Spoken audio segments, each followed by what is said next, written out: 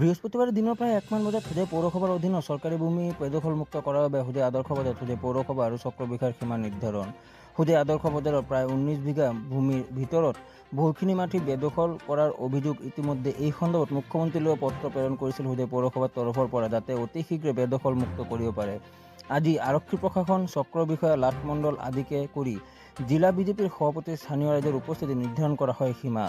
ইতিমধ্যে উক্ত সীমাৰ ভিতৰত কেইবাটাও পৰিয়ালে বেদখল কৰি আছে। উক্ত পৰিয়ালসমূহক এসপ্তাহৰ সময় পৌৰসভাৰ তৰফৰ পৰা দিয়া হ'ব আৰু তাৰ পিছতে উচ্ছেদ কৰা হ'ব বেদখলকাৰীক বুলি সংবাদ মাধ্যমৰ আগত মন্তব্য আগবঢ়ায় পৌৰ নীতি তদুত্তৰ ৰানী বিশ্বাসে। বজাৰটো একচুৱেলি আমাৰ 63ত এলটমেণ্ট পোৱা মাটি হয়। তাৰে যিমানখিনি মাটি আমাৰ এলটমেণ্ট পাইছিলোঁ 63ত ৰেভিনিউ চাৰ্কেল লংকাৰ পৰা আমি পাইছিলোঁ, সেইখিনি আজি যিহেতু আমাৰ ৰাজহুৱা সম্পত্তি আৰু স্বচ্ছতাৰ ক্ষেত্ৰত আমাৰ বিভিন্ন স্কিম বিভিন্ন টাইমত ল'ব লাগে, সেইকাৰণে আমাৰ হোজাইত আমাৰ আৰু মাটি নাই যে আমি কিবা এটা প্ৰজেক্ট কৰিম। সেইটো কাৰণে মই DC ছাৰলৈ চিঠি দিছিলোঁ, ইভেনকি চাৰ্কললৈ চিঠি দিছিলোঁ যে আমাৰ মাটি যিমানখিনি আছে আমাক মাপজোখ কৰি দিব লাগে, কাৰণ ভৱিষ্যতৰ কাৰণে আমি কিবা কাম কৰিব গ'লে আমাৰ সুবিধাৰ কাৰণে এইখিনি। তো আজি 2টা টাইম তেওঁ মিছ কৰিলে আমাৰ CEO, কিন্তু আৰু 2বাৰ চিঠি দিছিলে মোক কৰি দিব বুলি, তাৰপিছত আৰু হোৱা নাই। তো এই বস্তুটো গৈ পেলাই CM ছাৰলৈ পচালে যেন আমাৰ মাটি আমাক দিয়ক ডিমাৰ্কেশ্যন কৰি। তো আজি তেওঁলোকে কালি এখন চিঠি দিছে, আজি 11টা বজাত তেওঁলোকে মেজাৰমেণ্ট কৰি দিব।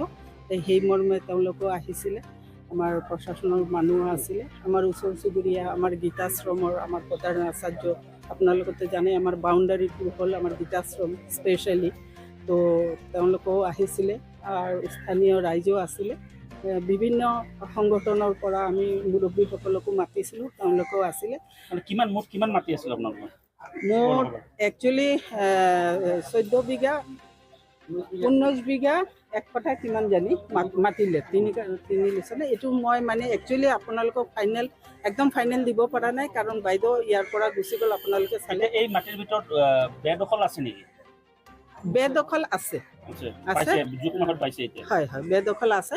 তো আমিও মানুহটো আমিও এসপ্তাহৰ কাৰণে তেওঁলোকক এটা চিঠি পত্ৰ দিম আৰু সময় দিম তেওঁলোকে উঠি যোৱাৰ কাৰণে, কাৰণ এইখিনি মাটি আমাৰ বহুত প্ৰয়োজন। মানে এসপ্তাহৰ পিছত আপোনালোকে উঠাই দিব? হয়।